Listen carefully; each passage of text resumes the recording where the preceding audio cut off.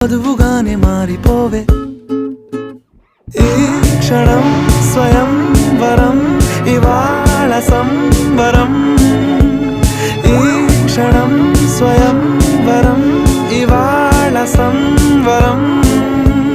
వీడుకోలు లేని తోడు అంది స్వాగతం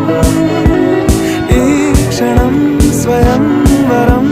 ఇవాళ సంబరం